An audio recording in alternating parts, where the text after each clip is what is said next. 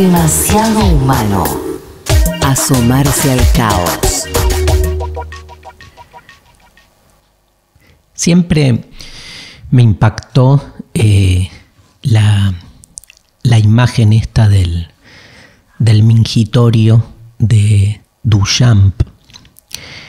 Ahí en un museo, ¿no? Digo, ¿de qué manera se fueron construyendo los decididores como para que un mingitorio en un museo fuese considerado una obra de arte?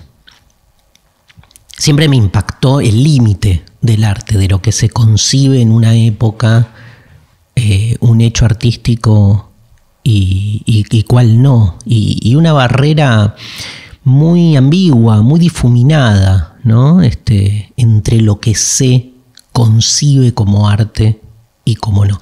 Digo porque la decisión, por eso el acento en los decididores, la decisión que se toma a la hora de establecer que algo se constituya en una obra de arte, juega en esa tensión conceptual entre si hay algo en la obra de arte como una especie de esencia, de naturaleza.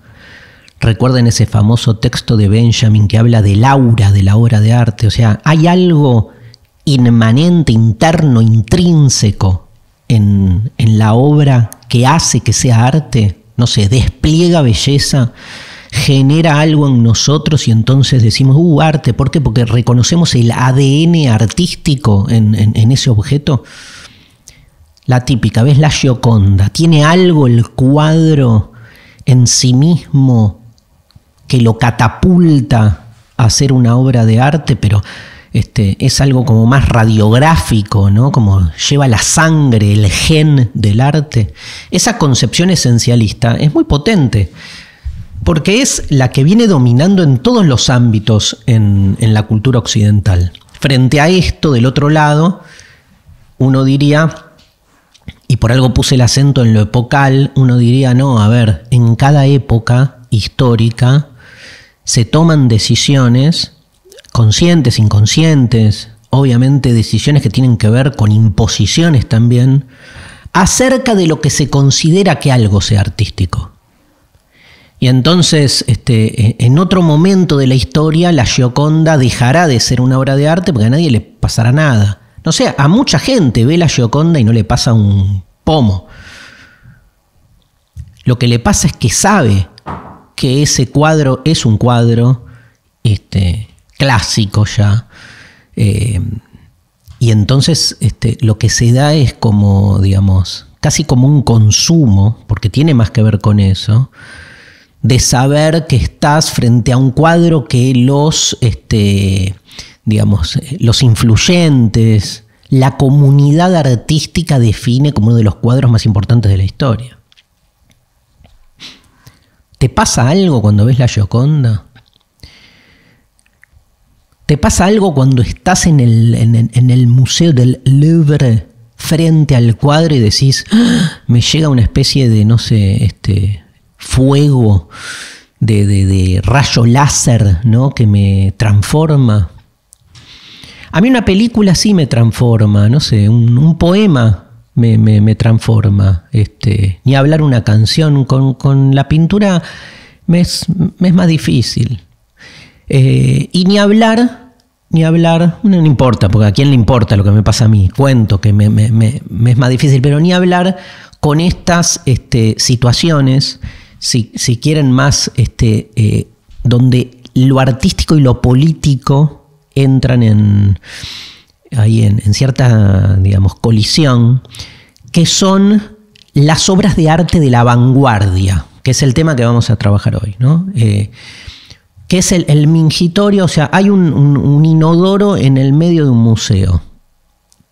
Entonces, la pregunta que les hacía antes, que es este dilema de si la obra tiene algo en sí o siempre es un producto de la cultura y de la historia que la catapulta a la obra en lo que es, digamos, en el primer caso sería una concepción esencialista del arte, Y en el segundo caso sería claramente más convencionalista, algo que se puede trasladar directamente a la belleza, digamos. ¿Hay algo de la belleza que es en esencia bello o la belleza siempre está atravesada por el tiempo y la cultura? Digo, de esta perspectiva, cuesta más ver qué cazzo puede generar un inodoro en un museo. O sea, ¿cuál es la esencia del inodoro? Un inodoro. Justamente lo que Duchamp prueba con la instalación del mingitorio, me encanta la palabra, mingitorio, en el museo, es un inodoro en el museo prueba que cualquier mierda puede ser arte.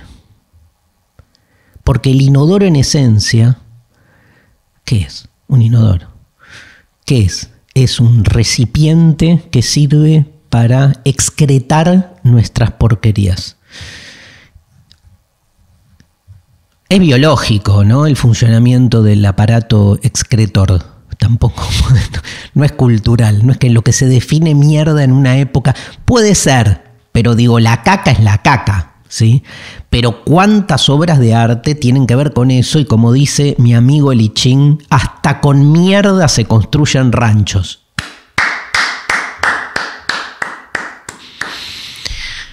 Bueno, nada, aplaudí al I Ching, estoy mal. Quiero decir con esto que lo que prueba Duchamp, artista de vanguardia, está por acá atrás. En una de las fotografías de este montaje de semi-vanguardia que han hecho Sophie Cornell y Mariana Collante, lo que prueba Duchamp es que justamente lo que define al arte es su contexto. Y en este caso es como un arte que se parodia a sí mismo, es hasta una parodia de la parodia, ¿no? Porque poner el inodoro en el museo es como demostrar que lo que está expuesto en un museo es arte, no importa qué es lo que está expuesto, sino que el hecho de que esté ahí, en el interior de esos lugares pero tan problemáticos que son los museos, que de nuevo, ¿qué se supone que tiene que mostrar un museo? Es una especie de transparente reflejo de la belleza artística del mundo. No, el museo se toman decisiones como cuando se publican libros, o uno cree que los libros que se publican son las mejores obras escritas en un momento de la historia de la literatura universal. ¡Minga! La decisión de por qué se publica algo siempre pasa por otro lado.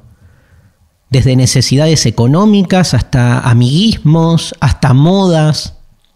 Y uno cree que en un museo no. Entonces, este gesto de protesta de Duchamp ha sido como muy, muy famoso. Y me permite como meterme con el tema de la vanguardia. Es como que obviamente en su momento fue algo que todo el mundo vio como raro. La vanguardia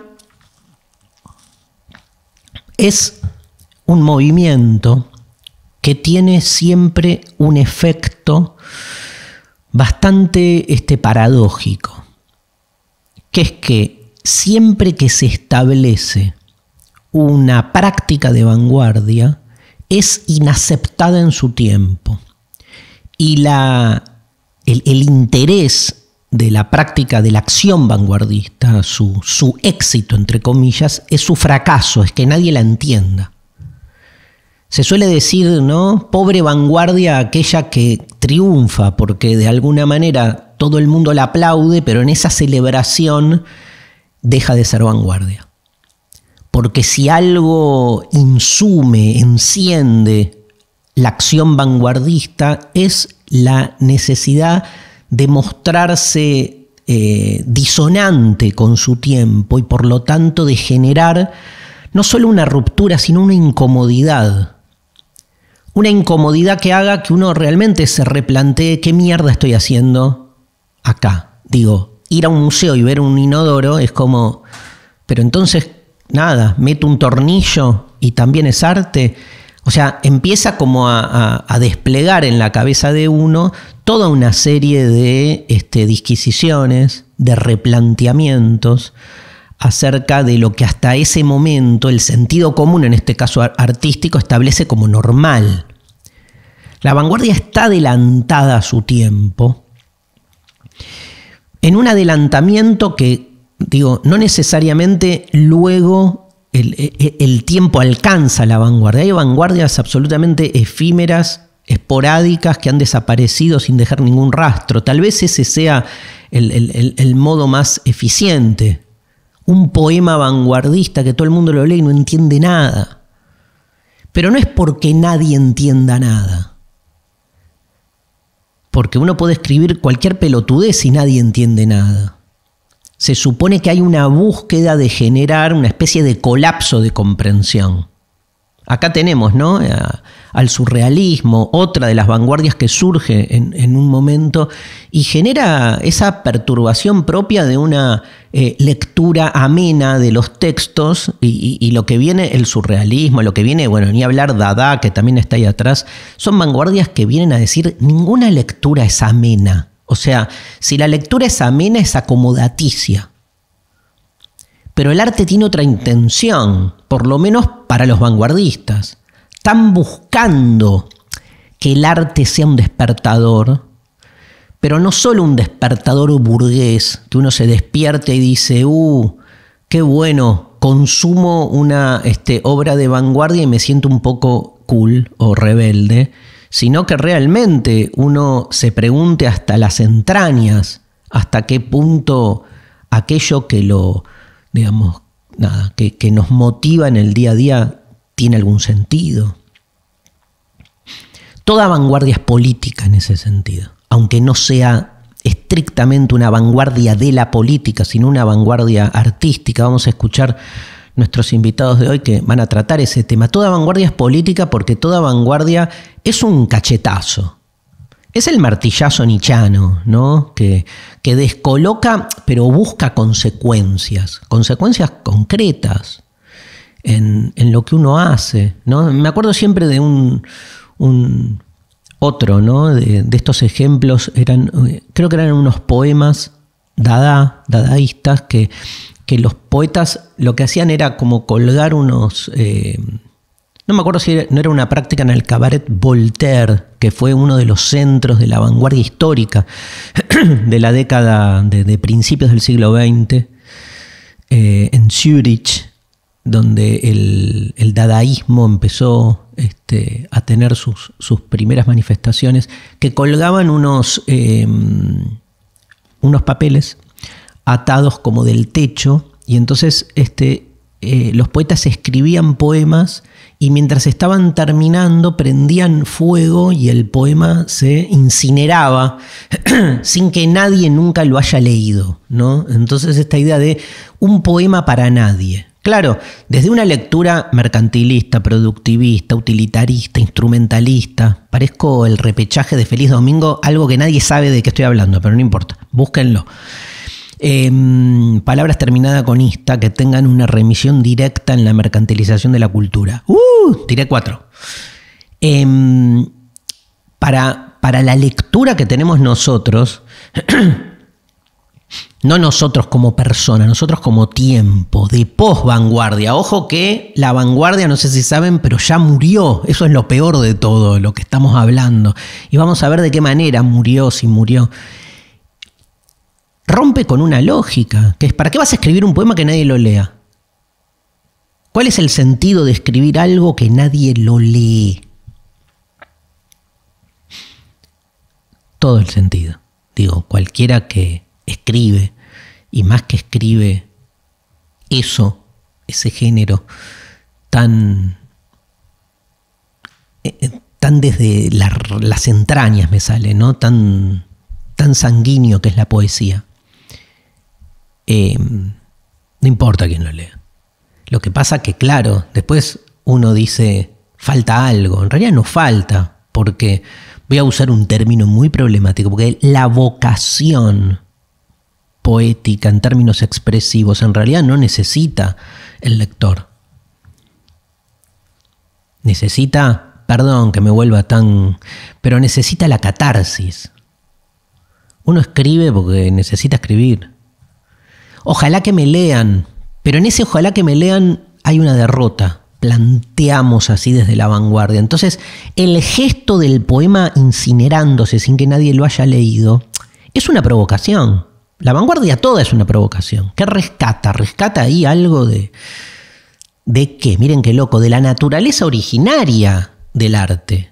Es como que, mirá, el arte se mercantilizó. Es lo que hace Duchamp. El arte se volvió político en el mal sentido, ¿no? Politiquero. En el sentido de... Se expone lo que decide la comisión directiva del museo. ¿Quién es la comisión directiva del museo? 5 personajes que están lidiando con sus relaciones sociales, su prestigio. Podemos diferenciar... Estoy tomando un café de vanguardia. O sea, no hay nada acá. No, mentira. Hay una... Alguien me escribió ahí en YouTube, qué bueno lo del café, por otra de estos programas que empecé, iba a decir clases, pero son como unas clases, que empecé a boludear con el café. No, quiero decir esto, que hay que diferenciar muy claramente cuando hablamos de vanguardia 3 cosas.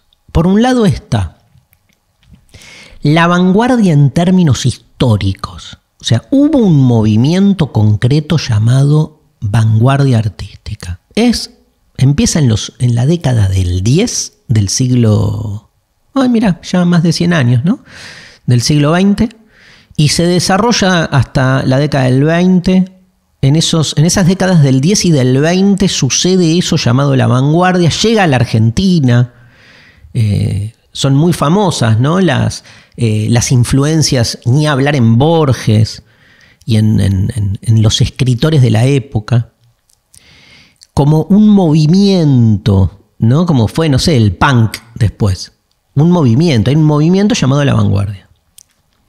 Un movimiento que viene a cuestionar al arte de su época, que es por un lado, digamos, todo el arte que viene de finales del siglo XIX, el modernismo del siglo XIX. Pero también ese arte cada vez más burgués, en el sentido de más instalado como consumo, de una sociedad de consumo que empieza a pisar fuerte en esa época. Otra cosa es la vanguardia como categoría, que hace que hoy uno pueda decir, fui a comer sushi de vanguardia. ¡Wow! ¿Y qué mierda es el sushi de vanguardia? Y es un sushi sin pescado, sin arroz, sin soja y sin palitos. Vos decís, ¿qué mierda? ¿Qué tiene de vanguardia? Bueno, eso, el hecho de que te preguntes ¿qué mierda? Porque es un sushi que de sushi no tiene nada, es vanguardia. Iba a decir antes que en uno de los más famosos textos, el manifiesto dadaísta de Tristan Tzara, dice, hablando de Dada, dice, Dada no significa nada. Hay algo de la nada que provoca la vanguardia, que es esa sensación de vacuidad, de pérdida de sentido, pero a partir del absurdo, que es propio de la vanguardia. Por eso, digo, no es tanto un adelantamiento en el tiempo en el sentido más futurista, aunque ha habido una vanguardia futurista, pero no es el futurismo como el adelantamiento, la cosa va a ir por ahí. No, incluso si la cosa va a ir por donde la vanguardia abrió, queda como la sensación de que algo se perdió también, porque entonces se entendió el mensaje tarde, pero se lo entendió, no, cagaste. No son mensajes para entender, son mensajes para provocar, para que uno se vuelva sobre sí mismo y diga, ¿qué mierda estoy haciendo? ¿Por qué digo mucho mierda? Por el inodoro, ¿no? Imagínate que me quedó ahí el significante dando vuelta todo el tiempo. Entonces una cosa es la vanguardia como movimiento histórico, otra cosa es la vanguardia como categoría, como concepto, que está bien que la usemos. Siempre que entendamos esta diferencia, cuando uno dice, por ejemplo, el loco Bielsa es un técnico de vanguardia. Acá no es que es dadaísta o que escribe poemas efímeros, es que en el planteo que hace de cómo jugar al fútbol, rescata algo de este gesto de la vanguardia que podemos caracterizar con 2 o 3 rasgos. Incomprensión, provocación, algo de esto que decía del adelantamiento, porque es como, ¿no? El diseño de ropa de vanguardia, decís, es demasiado, ¿no? O sea, nunca es conservadora la vanguardia, siempre es una actitud de apertura, en demasía, si quieren, que pierde todo margen, ¿no? Siempre es esa sensación de pérdida de los márgenes que hace que uno se sienta frente a una manifestación de la vanguardia como nada, causa como una sensación de zozobra, pero también como de perturbación, de vergüenza incluso, de esto es mucho. Esto es mucho. Y la reacción conservadora a la vanguardia suele ser virulenta. Tipo ladris, ¿no? Porque acá metes un inodoro en un museo que te dicen ladri. O sea, aprende a pintar. Hace una escultura de verdad. Ahora, todos hablamos del mingitorio de Duchamp, no hablamos de la escultura de verdad, por lo menos en esa época y en ese momento, porque esto también es importante, ¿no? Para entender el arte y su relación con la historia. El mingitorio de Duchamp en el siglo XVIII no hubiese generado nada. El arte siempre es, como decía esa famosa frase, signo de sus tiempos, pero signo en un sentido, por un lado oracular, como que anticipa algo, pero por otro lado muy descriptivo también, y muy necesario, o sea, algo sublimamos en el arte, nos animamos ahí a que pasen cosas, y desde un mingitorio hasta una telenovela, donde también, ¿qué una telenovela es arte? ¿Qué es telenovela de vanguardia? También para preguntarnos. Y el tercer concepto es que mientras estamos intentando distinguir todas estas categorías, la vanguardia ya murió. ¿Esto qué significa? Que el movimiento histórico hace rato que ya no existe, pero que además intentar emularlo o reflotarlo es imposible.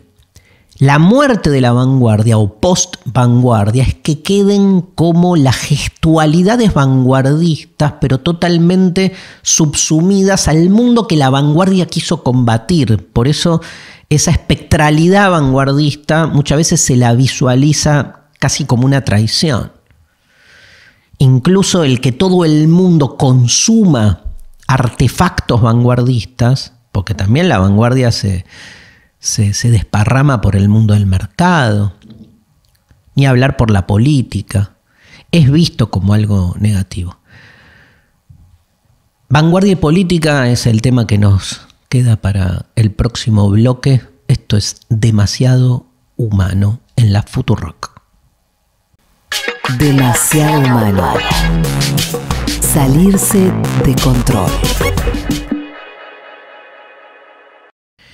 Yo distinguía lo que era vanguardia política, o sea, el hecho político de ser de vanguardia, en el sentido amplio del término, de lo que son las vanguardias políticas, porque específicamente existió, digamos, en el mundo de la política existe también esta idea de, digamos, de movimientos revolucionarios que de algún modo, digamos, se apropian del término vanguardia para plantear también formas de acción, prácticas políticas concretas, que tienen que ver sobre todo en el mundo de la izquierda revolucionaria, ¿no? Con cierto adelantamiento o anticipo militante que va como queriendo de algún modo como desvelar hacia dónde tiene que ir el mundo en términos emancipatorios, ¿no? El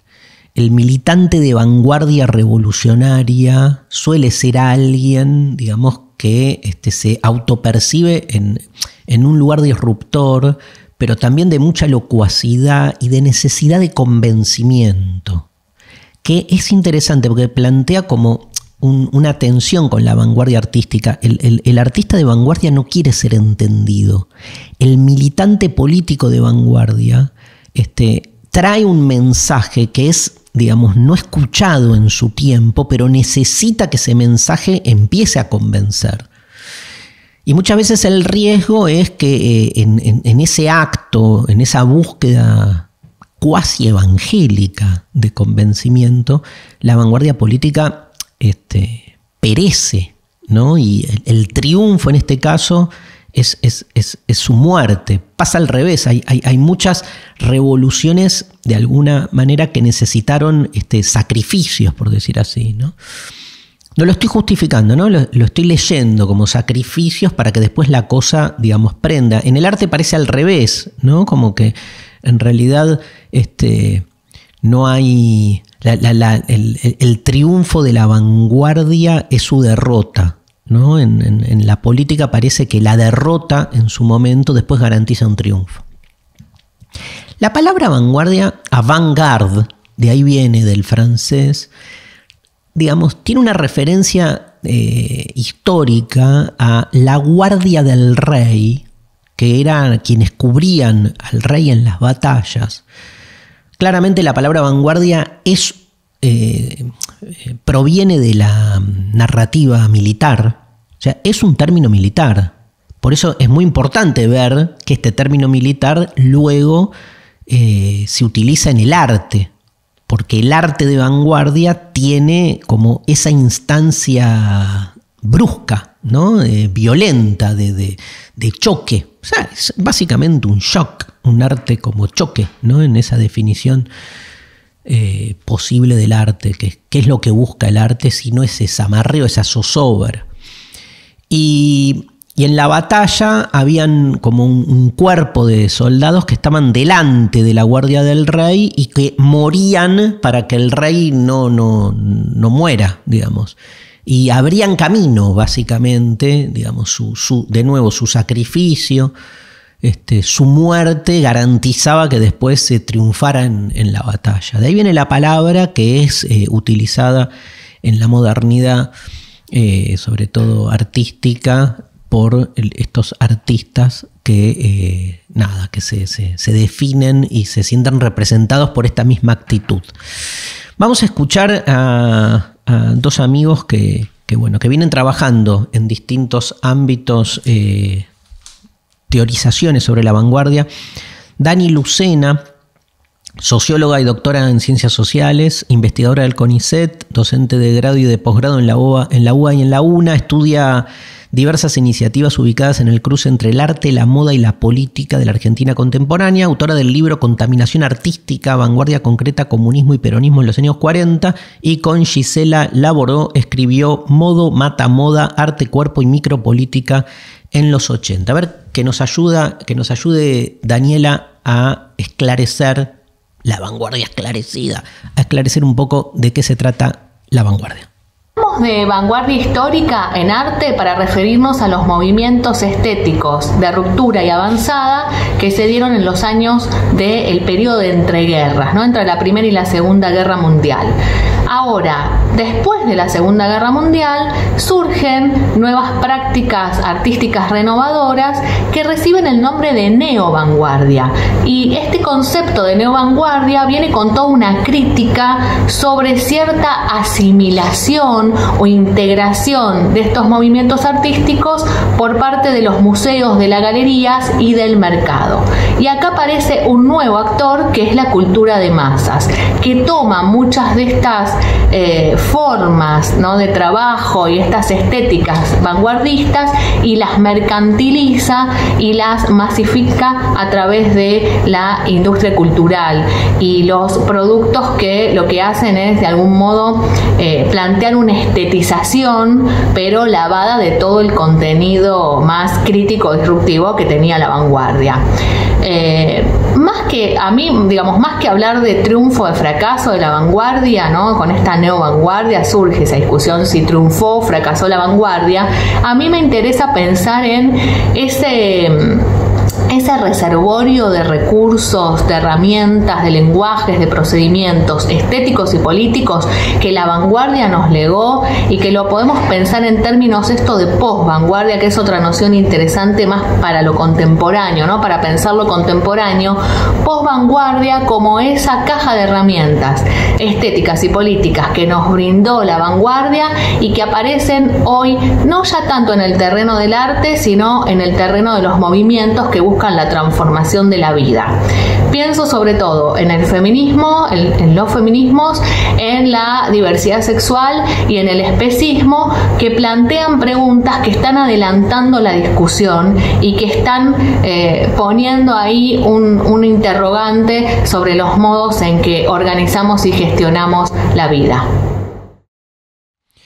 Grosa, Dani, clarísima. La pueden seguir en Instagram, en Twitter, Daniela Lucena con C, que viene trabajando estos temas hace rato. Está buena, ¿no? Lo último que dice, que es cómo, digamos, pensar el vanguardismo hoy le agrega estos prefijos neo o post, que son muy distintos, ¿no? Porque el neovanguardismo busca de algún modo una continuidad del gesto vanguardista, pero en otra época, pero busca agudizarlo y mantenerlo. La posvanguardia asume de algún modo que algo de ese núcleo originario del vanguardismo se murió, ¿no?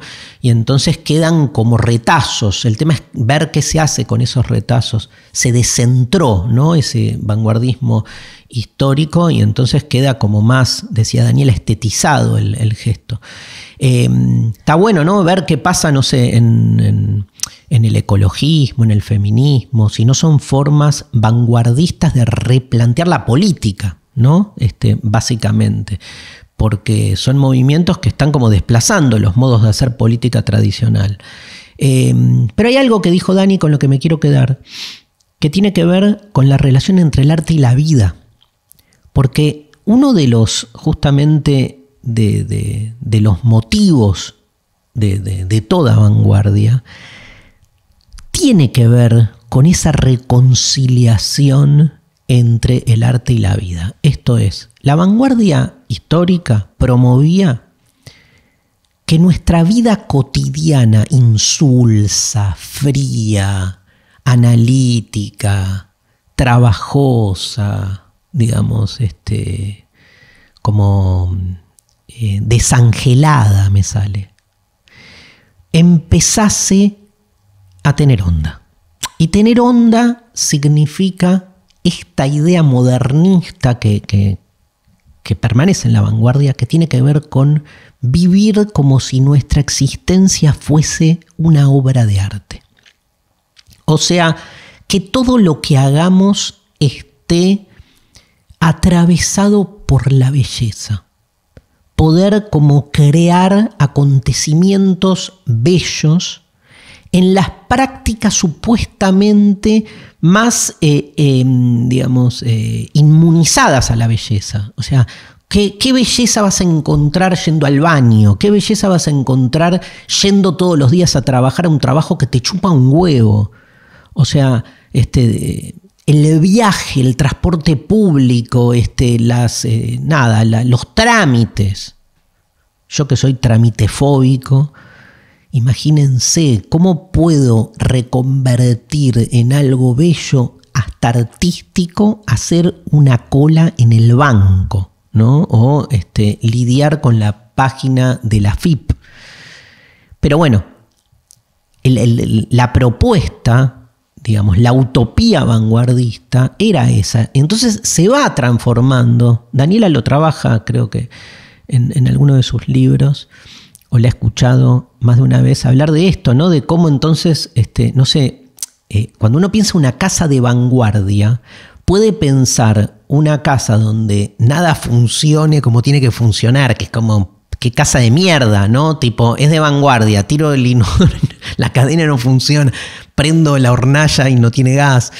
Entonces, muy divertido, ¿no? Pero, digamos, no es funcional. Pero en paralelo, una casa de vanguardia vendría a ser, digamos, esto, ¿no? Como que cada objeto el tenedor, el plato, la cortina, todo esté embellecido, pero no la belleza hegemónica, sino esta idea de que, digamos, cada artefacto, cada objeto y cada movimiento que hagamos esté absolutamente como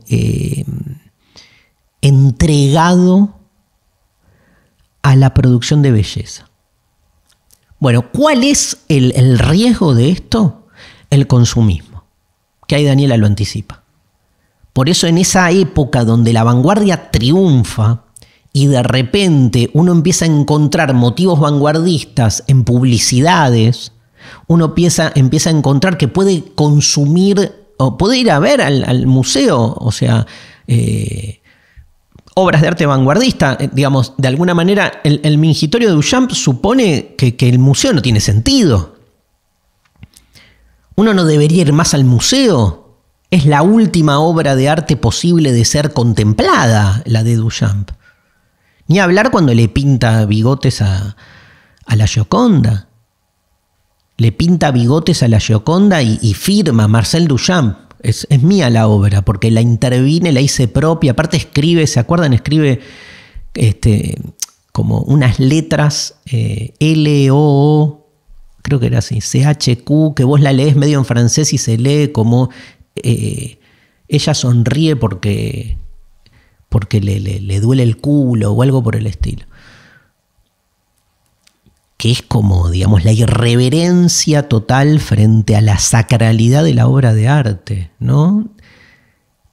Pero pone en crisis justamente las categorías dominantes acerca de lo que es el arte de bien, el arte correcto. Lo que digo es, cierro ese paréntesis, que en el caso de la reconciliación del arte con la vida, lo que termina pasando es que esta supuesta estetización de la existencia que la vanguardia perseguía, en vez de resultar emancipatoria y revolucionaria, termina, digamos, absolutamente abducida y apropiada por los cánones de la sociedad mercantil de consumo, que hace de la vanguardia un producto de consumo más. ¿Qué sería la vanguardia hoy? Es la pregunta que vale que nos preguntemos, que vale trabajar un poco. Lo convocamos a Hernán Banoli, ¿sí? En Instagram y en Twitter está como Volker, con B corta en Instagram, y Volketere en Twitter. Es escritor, editor, guionista, escribe sobre literatura política y tendencias culturales en la revista Crisis. Publicó ensayos, novelas, traducciones. Sus últimos libros son Arte folk americano y El amor por la literatura en tiempos de algoritmos. A ver qué nos dice Hernán sobre la vanguardia hoy. En general, si uno tenía que pensar qué es una vanguardia hoy en día, si uno pensara que una vanguardia es una organización iluminada, verticalista, que propone un cambio en las formas de vida y lo ejecuta, creo que lo que más se parece a la vanguardia hoy son las empresas de tecnología, ¿no? Las empresas de tecnología tienen todos esos elementos, y con empresas de tecnología me refiero, bueno, a estas empresas que son las dueñas de esas plataformas de extracción de datos que son las redes sociales, con las cuales nosotros nos vinculamos cotidianamente, que a veces queremos, que a veces odiamos, que a veces amamos odiar. Me parece que esas empresas son lo que más se parece al término clásico de una vanguardia hoy.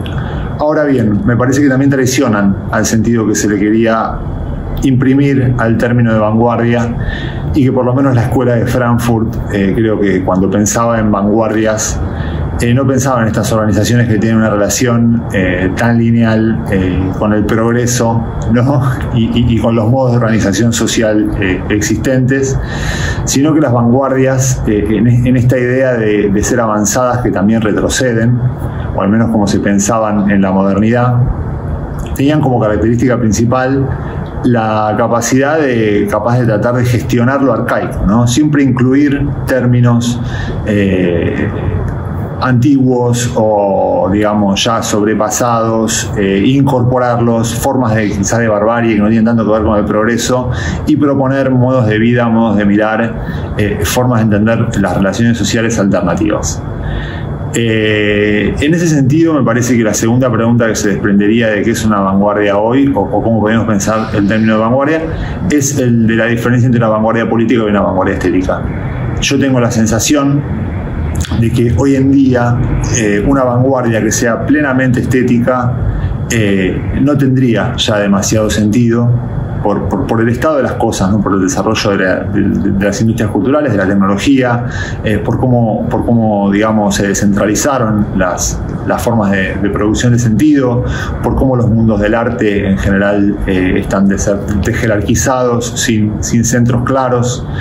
Entonces me parece que hoy en día una vanguardia estética rápidamente debería tender hacia ser una vanguardia política.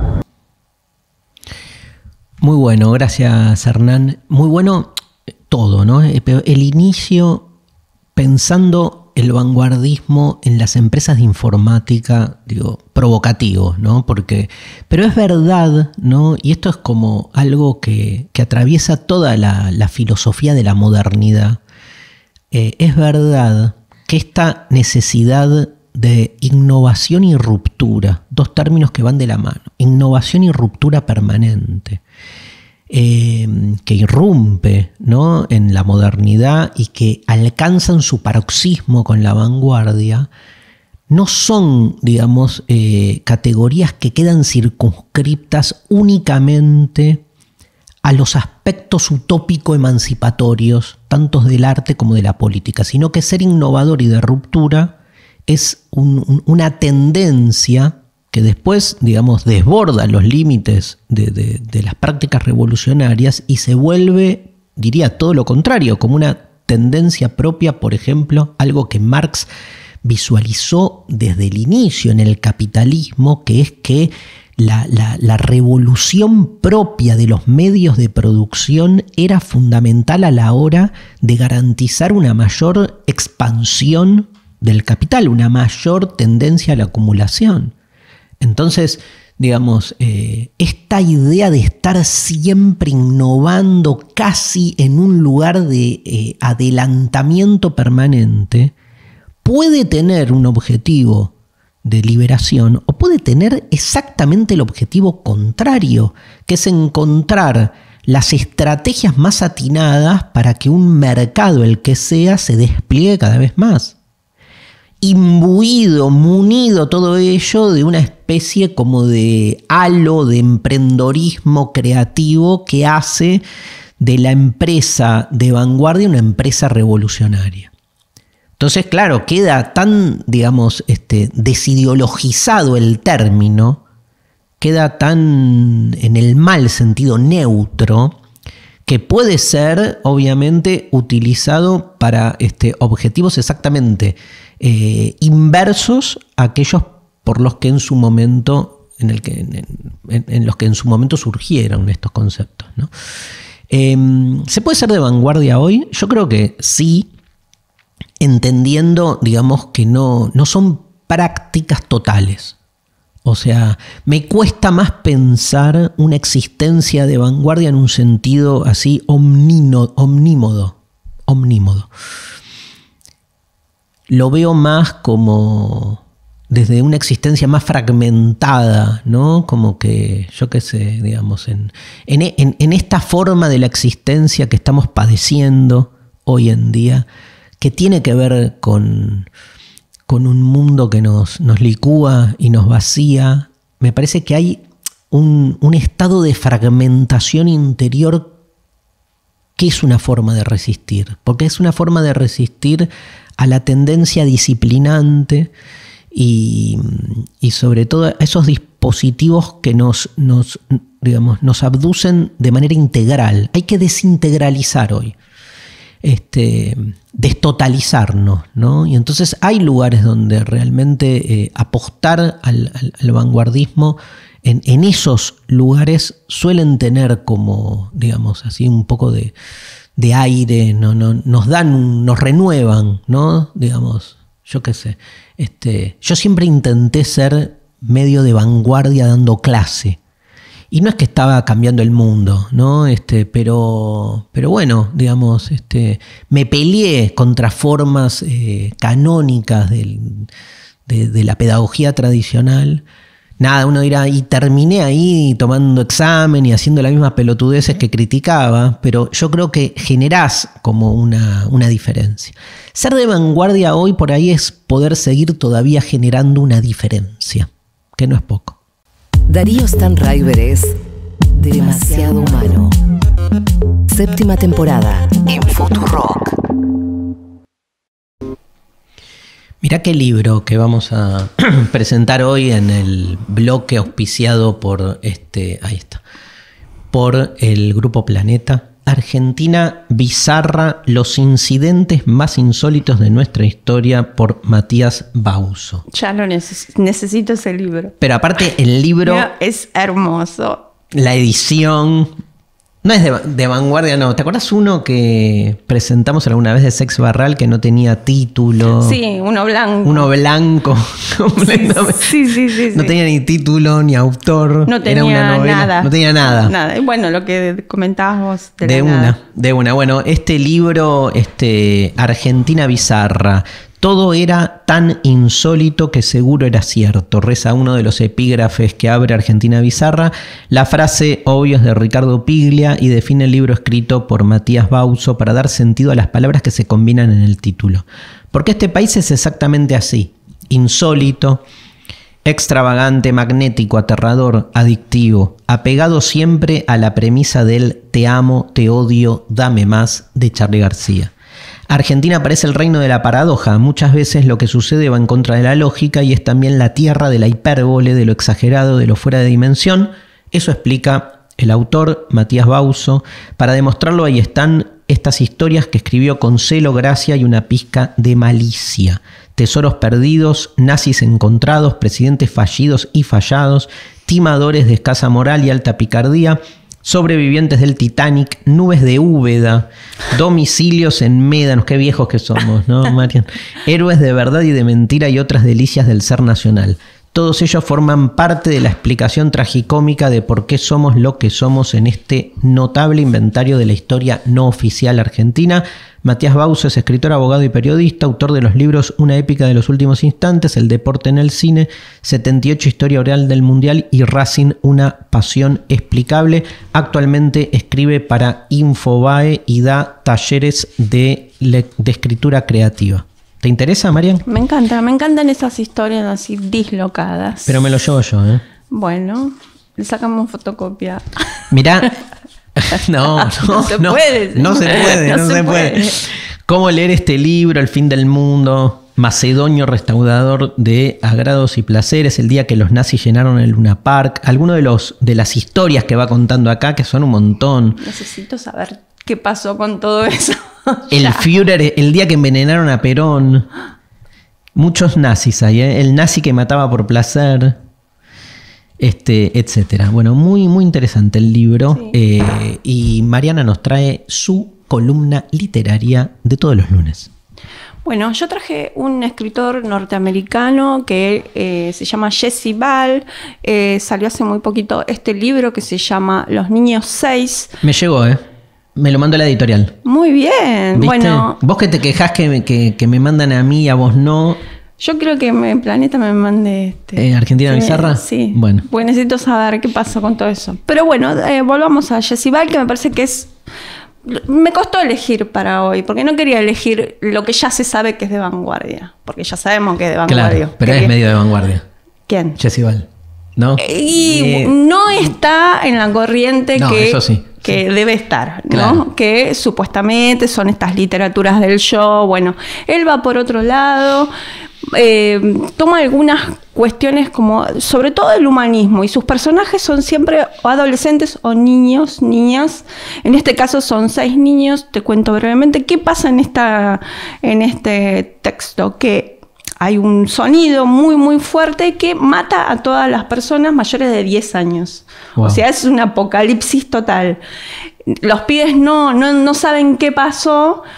pero cada uno se mata de una manera bien gore, que es pegándose martillazos, reventándose la cabeza contra algo. Bueno, un libro para leer a los chicos antes de dormir.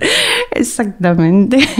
Bueno, pero no se mete tanto en esas descripciones, sino Claro. que hay un montón de niños de repente en la calle entre cadáveres y, bueno, obvio, van a comer golosinas. Al principio es todo como una especie de cosa nueva y posibilidad de muchas, pero luego ya no. Se empieza como a oscurecer porque estos niños y todos los niños y niñas y niñes fuimos producto de lo que fueron nuestros padres, cómo nos educaron, y aquí Jessie Ball lo que hace también es contar la crueldad que hay sobre los niños, ¿no? Claro. De sus propios padres. Inclusive los dos personajes centrales son una pareja de hermanos. La nena es ciega, es un poquito más chica, debe tener 6 años, y el nene 9 o 10 años, ¿no? Que está justo en el límite entre lo que podría haber pasado de morirse con todos los demás. Ellos medio que conducen a estos niños que andan por la calle y derivan en un teatro, en un anfiteatro. Digamos, la estructura del texto es muy poética, muy metafórica, obviamente, ¿no? Hay un montón de significados que podemos... Hay páginas con una frase sola, por Exacto. ejemplo. Tiene algo de... Sí, porque Jessie Ball es poeta. Y además está como muy interesado en el teatro, porque yo leí otros libros de él y siempre hay algo de lo teatral que aparece. Entonces es algo como entre lo clásico y esto gore y la poesía, y hay un poco de todos los géneros mezclados acá. Y la gráfica siempre es algo como que mete algo con los números. Yo por eso no puedo decir que Jessie Ball es la vanguardia. No, pero se sabe a nivel narrativo, después se resuelve el ruido, eso. Sí, se nombra, sí, pero como que va por otro lado.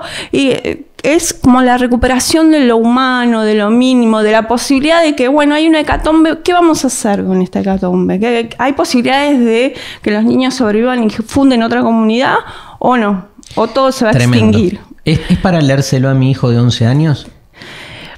Es muy poético, digamos, hay algo que me parece que recupera lo bello de los niños, ¿no? La inocencia, y hay algo, posta lo digo, ¿no? Más allá de que hay crueldad y hay muchas cosas feas, también está esta posibilidad.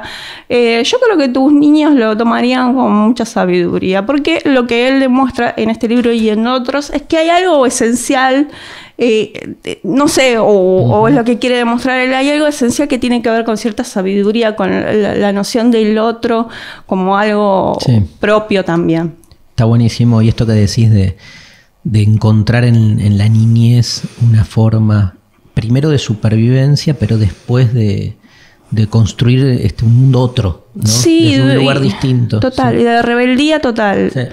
Sí, sin saber y salirse de los condicionamientos. Y en general, cuando hay personas grandes, estoy hablando de otras novelas, son personas que han elegido estar por fuera del sistema, pero no de una manera violenta, sino como, bueno, mira, yo no quiero hacer eso. Claro. No quiero estar en ese lugar, quiero estar en este. Bueno, Jessie Ball, la editorial. Sigilo. Sigilo. Pueden encontrar en esta misma editorial Cómo iniciar un incendio y por qué, que es un novelón que a mí me encanta. Amo ese otro libro y este también. En la Feria del Libro me crucé con el stand de Sigilo y debe ser uno de sus dueños, que se me arrojó diciendo: Darío, gracias por la buena onda. Así que ay, qué buena onda. Un gran abrazo a la gente de la editorial, que está de las mejores editoriales. Una de las mejores, sí, lejos. porque me parece que introdujo un gran escritor. De una. Bueno, gracias Mariana Collante, y bueno, nos fuimos. Otro lunes más, lunes de junio. Empezó junio. Bueno. Qué mes de mierda. ¿Por qué? Porque moriré un año más dentro de pocos días. En 10 días. Pasa. Sí, nada. No pasa nada. Me está esperando un café de vanguardia. Tarde para tomar café, ¿no? No hay hora. Bueno, Malena Amra, gracias.